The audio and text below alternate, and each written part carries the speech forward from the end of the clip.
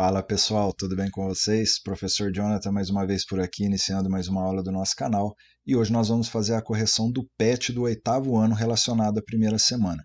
Então se você está com um pouco de dúvida sobre dízima periódica simples, composta, enfim, fica com a gente nesse vídeo que eu vou explicar o passo a passo para tirar todas as dúvidas possíveis, tá certo?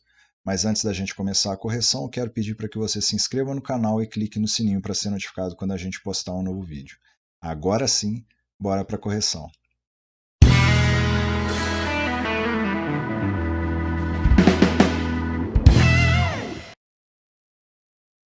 Iniciando o nosso PET da primeira semana do 8º ano, nós tínhamos aqui a primeira atividade: pesquise na internet e assista vídeos sobre dízimas periódicas simples e compostas, e tinha alguns links aqui.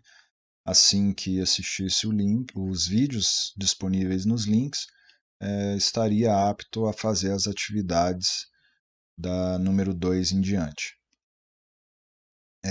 Eu separei aqui, nesse primeiro momento, uma parte para falar um pouco sobre dízima periódica, tanto a simples quanto a composta, né? E vamos lá então. Primeira coisa, uma dízima periódica é um número que a parte decimal dele é infinita e ao mesmo tempo ela apresenta um padrão. Então vamos pegar um exemplo aqui, um exemplo qualquer: 2,73, 73, 73. E isso continua infinitamente. Esse número ele é infinito, né? A própria reticências aqui já nos mostra isso. Ele é um número que... O que está se repetindo depois da vírgula? O 73. Isso que se repete, a gente dá o nome de período. Então, o período de uma dízima periódica é aquilo que se repete.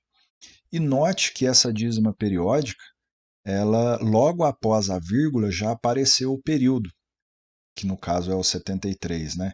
Então, ela é uma dízima periódica simples.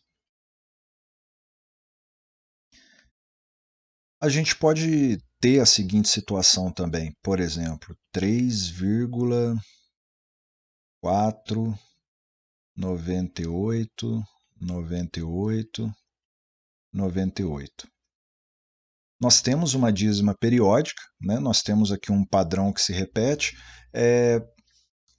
Para você saber se você tem ou não uma dízima periódica, é só depois da reticência que você imaginar o seguinte: você é capaz de me dizer qual número vem depois desse último que aparece? Por exemplo, aqui, 73, 73, 73.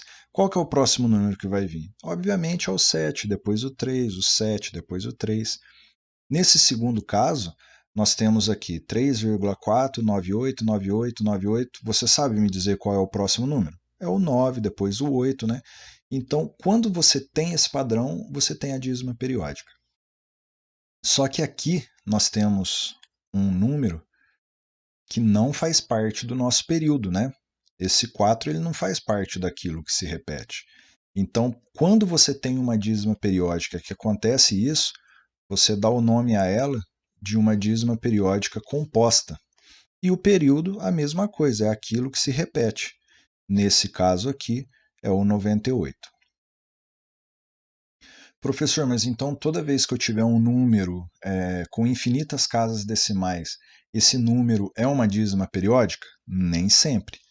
A gente tem aqui, por exemplo, uma constante bem conhecida, né? O π, e ele é descrito como esse número aqui, e ele é infinito, ele continua infinitamente, né? Não tem fim esse número. E aí eu te pergunto, depois do 9, você saberia me dizer qual é o número que vai aparecer?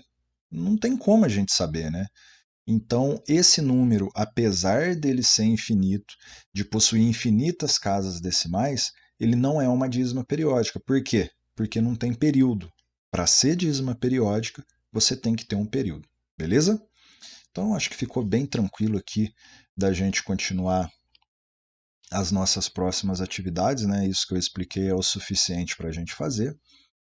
Então, atividade número 2, escreva as frações abaixo em números decimais. Registre todos os cálculos na atividade de cada item. Depois, confirme os cálculos utilizando a calculadora. Então, vamos fazer o primeiro cálculo aqui, da letra A, 9 quartos. Quando a gente tem uma fração e você quer escrever essa fração na forma decimal, você precisa simplesmente dividir o numerador pelo denominador. Então, vamos fazer aqui, ó, 9 dividido por 4. Vou fazer bem o passo a passo para ajudar, de fato, as pessoas que tenham dúvida ainda nesse conteúdo. Quantas vezes o 4 cabe dentro do 9? 2 vezes, né? Então, 2 vezes 4, 8. Sobra 1. Eu não tenho nenhum número para baixar, mas eu quero continuar o meu cálculo. Então, se eu quero continuar, eu vou ter que colocar uma vírgula e acrescentar um zero. 10 dividido por 4. Quantas vezes o 4 cabe no 10? 2 vezes de novo. Sobra 2. E eu quero continuar o meu cálculo. Eu já pus uma vírgula, seguindo a regrinha que nós temos para fazer a divisão. Toda vez que você já pôs a vírgula aqui, você sempre vai poder colocar o zero em um resto da divisão, né? Da subtração, desculpa. Então vamos colocar o zero aqui, 20 dividido por 4. Quantas vezes o 4 cabe dentro do 20? 5 vezes. Então a resposta, 9 dividido por 4, 2,25. Fazendo a letra B, 1 dividido por 6. 1 dividido por 6. O 1 não dá para dividir por 6, então a gente vai colocar 0, e colocar mais um zero aqui. Quantas vezes o 6 cabe dentro do 10? Uma vez. E sobra 4.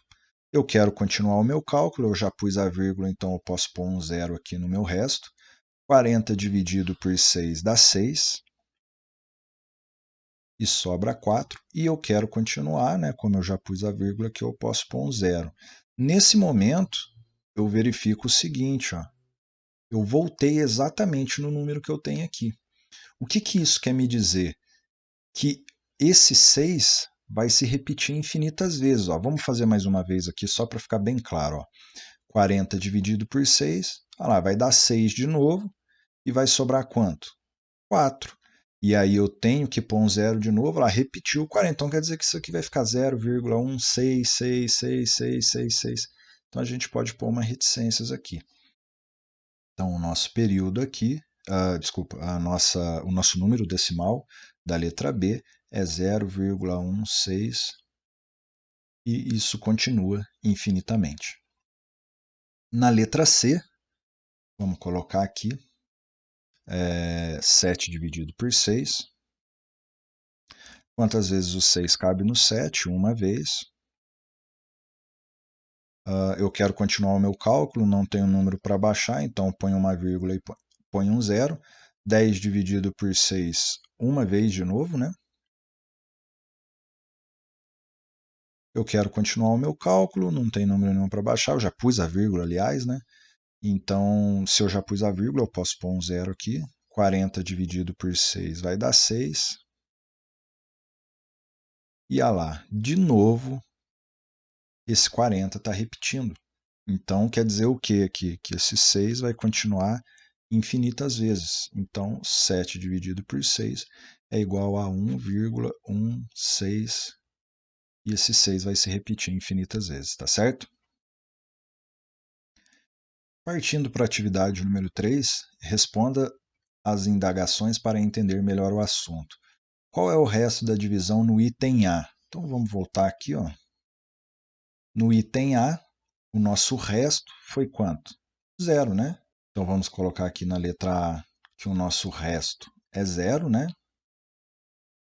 Na letra B, qual que foi o resto da letra B?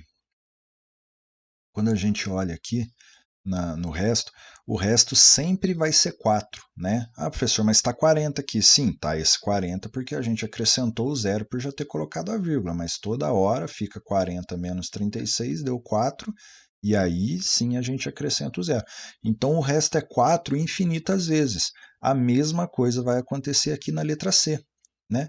Olha lá para vocês verem, 40 menos 36 vai dar 4, e aí vai acontecer a mesma coisa que aconteceu na letra B.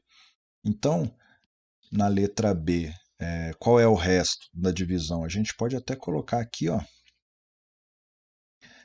na letra B e na letra C, que o resto é 4 infinitas vezes.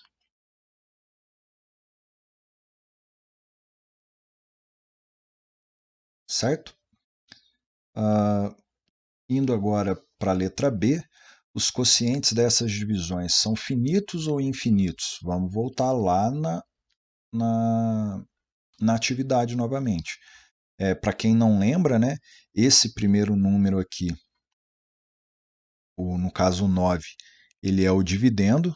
Esse que está dentro da chavinha é o divisor. Aqui embaixo do divisor é o quociente e aqui é o nosso resto. Então, na letra A, o nosso quociente ele é finito, né? Ele tem fim, é 2,25. Na letra B e na letra C, não. Na letra B e na letra C, nós temos aqui infinitos números no nosso quociente. Então, resposta da letra B, os quocientes dessas divisões são finitos ou infinitos? Na letra A, ele é finito.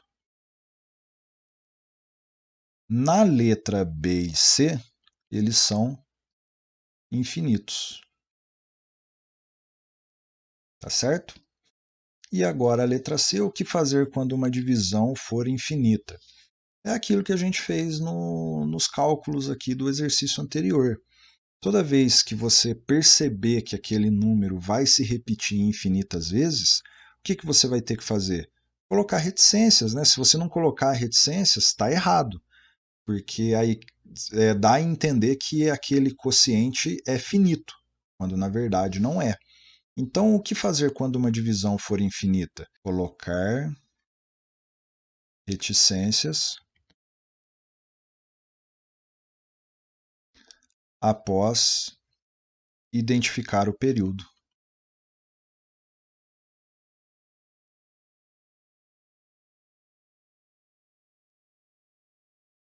Tá certo?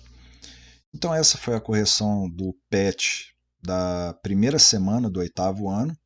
Gostaria de pedir para que você deixasse o like no vídeo, isso ajuda bastante o nosso canal a crescer. E caso você tenha alguma observação, alguma dúvida sobre a correção das atividades de hoje, só deixar aqui nos comentários que o mais breve possível eu respondo vocês, tá certo? Então é isso. Espero que vocês tenham gostado da correção. Tentei fazer da forma mais simples possível e ao mesmo tempo objetiva, né? E fazer o passo a passo para que quem tenha dúvida consiga entender esse conteúdo, tá certo? Então é isso, espero que vocês tenham gostado. Te vejo na nossa próxima aula.